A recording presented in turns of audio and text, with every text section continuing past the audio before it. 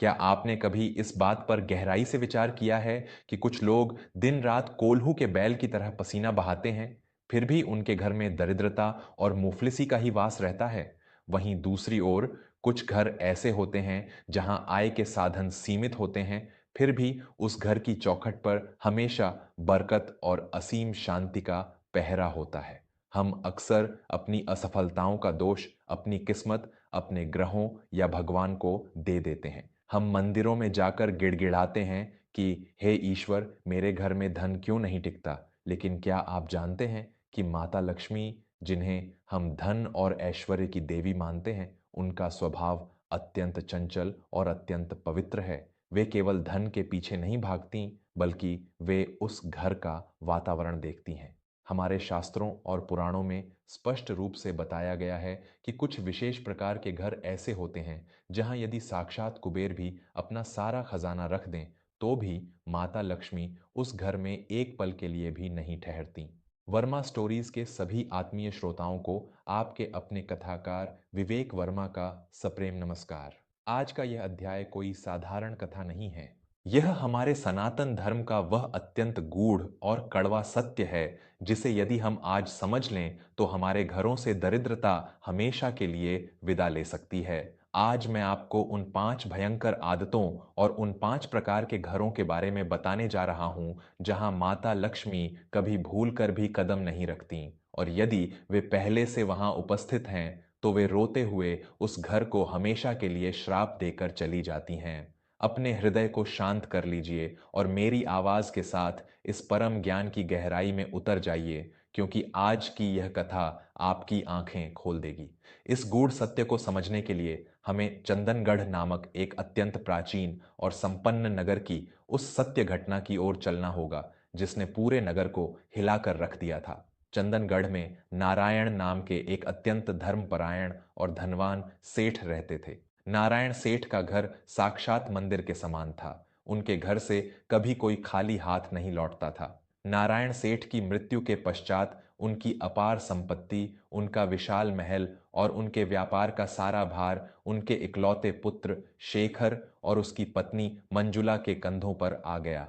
परंतु शेखर और मंजुला के भीतर संस्कारों का कोई बीज नहीं था। धन के अहंकार ने उनकी आंखों पर अज्ञान की ऐसी भयंकर पट्टी बांध दी थी कि वे स्वयं को ही ईश्वर समझने लगे थे। उनके महल का जो वातावरण कल तक स्वर्ग के समान था, वह कुछ ही महीनों में नर्क में तब्दील होने लगा। उनके इसी आचरण ने उन 5 भयंकर कारणों को जन्म दिया जो माता लक्ष्मी के विदा होने का कारण बने।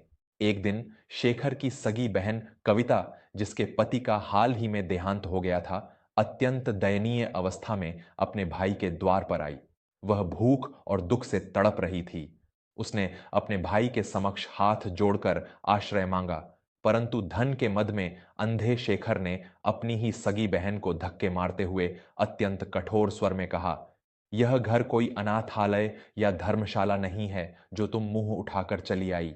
अपने पति के मरने के बाद मेरी छाती पर मूंग दलने आ गई हो। यहां तुम्हारे लिए कोई स्थान नहीं है, निकल जाओ यहां से। मंजुला ने भी ताना मारते हुए कहा, अरे इसे तो अंदर घुसने ही मत दो, इसकी मनहूस परछाई से हमारा घर भी अपवित्र हो जाएगा।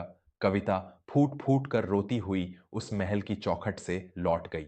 श्रोताओं, यहीं से शेखर के घर में विनाश का पहला बीज बोया गया। कुछ दिनों पश्चात दोपहर के समय एक अत्यंत वृद्ध और भूखा सन्यासी उनके द्वार पर आया। उस समय मंजुला अपने नौकरों से कल का बचा हुआ ढेर सारा उत्तम भोजन नाली में फेंकवा रही थी। उस सन्यासी ने कांपते हुए हाथों से मंजुला से कहा, हे पुत्री, मैं कई दिनों से भूखा हूं। यह भोजन जो तुम नाली में फेंक रही हो, इसमें से केवल 2 रोटियां मुझे दे दो, मेरा जीवन बच जाएगा। मंजुला ने अत्यंत क्रूरता से उस साधु की ओर देखा और अपने नौकरों से चीखते हुए कहा, नौकर, इस सारे भोजन को नाली के कीचड़ में फेंक दो, लेकिन इस मुफ्तखोर भिखारी को एक दाना भी मत देना। ये लोग कामचोर होते हैं, इन्हें मुफ्त की रोटियां तोड़ने की आदत पड़ गई है। नौकरों ने वह सारा शुद्ध भोजन नाली में बहा दिया और वह सन्यासी भूख से तड़पता हुआ गहरी आह भरकर वहां से चला गया। यह उनके घर का दूसरा सबसे भयंकर पाप था। समय का चक्र अपनी गति से घूमता रहा। शेखर और मंजुला का दैनिक जीवन पूरी तरह से प्रकृति और धर्म के नियमों के विरुद्ध हो चुका था। जब प्रातःकाल सूर्योदय होता और पूरे नगर में मंदिरों की घंटियां बजतीं, तब शेखर और मंजुला अपने मखमली बिस्तरों पर घोड़े बेचकर सो रहे होते थे। वे दोपहर होने तक नहीं उठते थे। और सबसे भयंकर बात, जब शाम के समय, जिसे हम गोधूलि बेला या संध्या काल कहते हैं, जब दिन और रात का मिलन होता है, उस समय भी वे दोनों अपने शयन कक्ष में सो रहे होते थे। उनके घर का मुख्य द्वार, जो कभी नारायण सेठ के समय में फूलों और चंदन से महकता था, अब वहां जाले लगे रहते थे। घर के मुख्य द्वार पर शेखर और मंजुला के मैले और बदबूदार जूते बिखरे रहते थे। उन्हें अपने रूप और धन का इतना घमंड था कि वे अपने घर की चौखट को साफ करना नौकरों का काम समझते थे, और नौकर भी उनकी क्रूरता के कारण काम ठीक से नहीं करते थे। और सबसे विनाशकारी बात, उस विशाल महल में एक पल की भी शांति नहीं थी। दिन रात शेखर और मंजुला के बीच भयंकर क्लेश होता रहता था। बात बात पर बर्तन फेंके जाते, एक दूसरे को गालियां दी जाती। मंजुला चीखते हुए कहती, तुमने मेरे लिए किया ही क्या है? बस अपने दोस्तों पर पैसे लुटाते हो। तुम एक नकारा पुरुष हो। तो शेखर भी क्रोध में आकर अपनी पत्नी पर हाथ उठाते हुए गरजता, चुप रह कुल्लटा, मेरी ही दौलत पर ऐश करती है और मुझे ही गालियां देती है। तेरा तो मुंह देखना भी पाप है। श्रोताओं, जब पाप का घड़ा भर जाता है तो प्रकृति अपना न्याय करने में तनिक भी विलंब नहीं करती। कुछ ही महीनों के भीतर चंदनगढ़ के उस सबसे रईस घराने में एक ऐसा भयंकर तूफान आया जिसने सब कुछ राख कर दिया। शेखर के व्यापारिक जहाज समुद्र में उठने वाले एक भयंकर तूफान में डूब गए। उसके गोदामों में एक रहस्यमयी आग लग गई, जिससे सारा माल जलकर खाक हो गया, और जो कुछ बचा था वह एक रात डकैतों ने महल पर हमला करके लूट लिया। जो शेखर और मंजुला कल तक सोने के बर्तनों में भोजन करते थे, आज वे दाने दाने को मोहताज होकर उसी चंदनगढ़ की सड़कों पर आ गए। उनके शरीर पर फटे हुए कपड़े थे और उनकी आंखों में भयंकर निराशा। उसी समय चंदनगढ़ में एक अत्यंत सिद्ध और पहुंचे हुए संत महर्षि वासुदेव का आगमन हुआ। महर्षि वासुदेव एक वृक्ष के नीचे बैठे थे। शेखर और मंजुला रोते हुए उनके चरणों में गिर पड़े। शेखर ने अपने आंसू बहाते हुए महर्षि से पूछा, हे मुनिवर, मेरे पिता ने तो अपार धन छोड़ा था। मैंने तो कोई जुआ नहीं खेला, कोई मदिरा पान नहीं किया। फिर मेरे भाग्य में यह दरिद्रता कैसे आ गई? क्या ईश्वर अंधा है जो उसने मेरे महल को श्मशान बना दिया?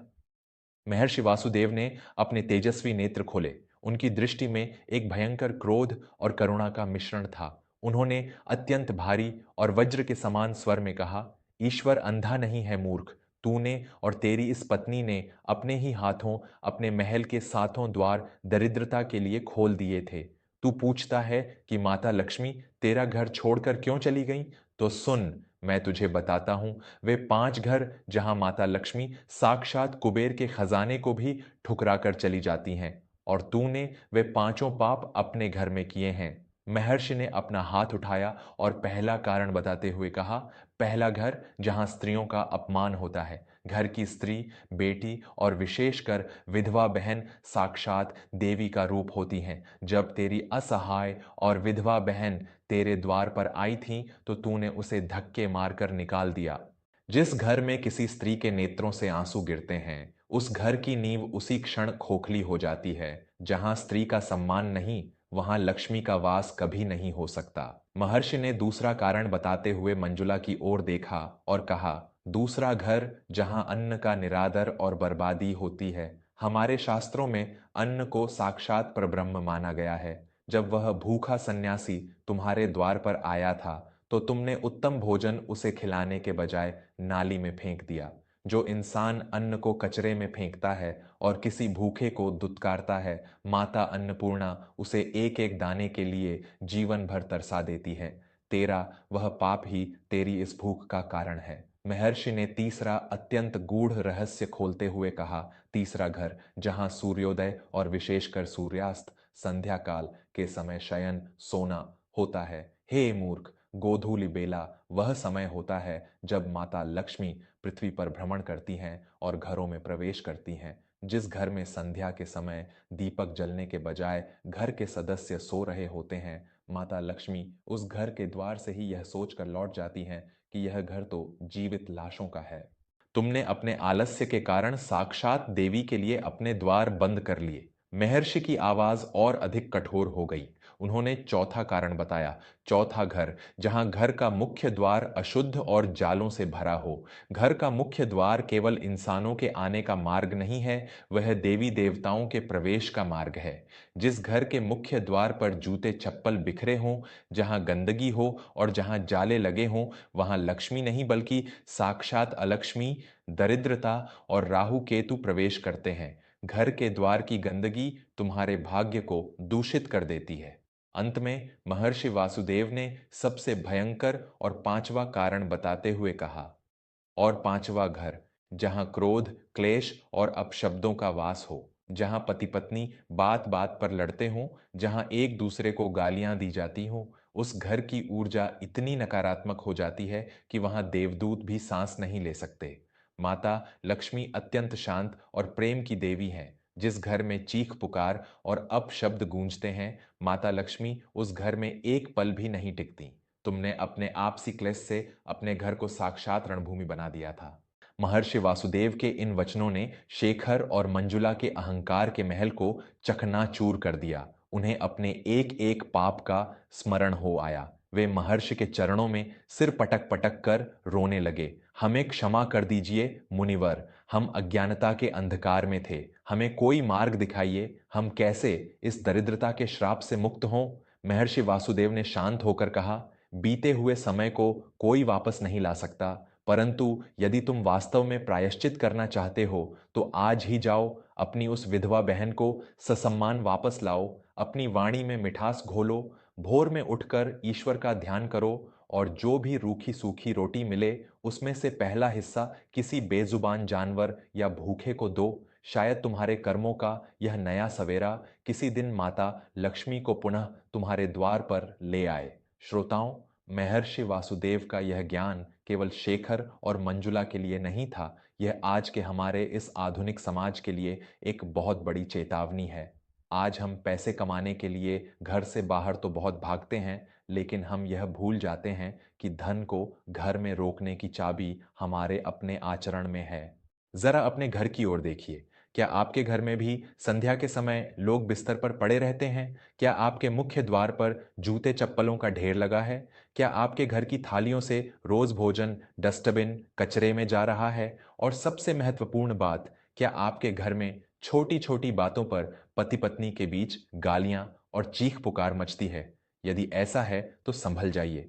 दुनिया का कोई भी तांत्रिक, कोई भी यंत्र या कोई भी पूजा आपको अमीर नहीं बना सकती, जब तक आप अपने घर के इन 5 वास्तु और आध्यात्मिक दोषों को दूर नहीं करते। घर की स्त्रियों का सम्मान कीजिए, अपनी वाणी में मिठास लाइए, अन्न का एक दाना भी व्यर्थ मत जाने दीजिए और अपने मुख्य द्वार को हमेशा स्वच्छ और सुगंधित रखिए। आप देखेंगे कि कैसे आपका वही घर साक्षात बैकुंठ बन जाएगा और माता लक्ष्मी आपके घर से कभी विदा नहीं होंगी।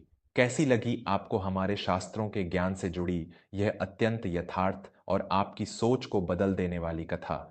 मैं आपका दोस्त विवेक वर्मा हमेशा यही प्रयास करता हूं कि वर्मा स्टोरीज के माध्यम से आपके पूरे परिवार के लिए केवल मनोरंजन वाली कथाएं न लाऊं, बल्कि जीवन का वह आईना और वह परम ज्ञान लाऊं जो आपके घर को टूटने और दरिद्रता से बचा सके।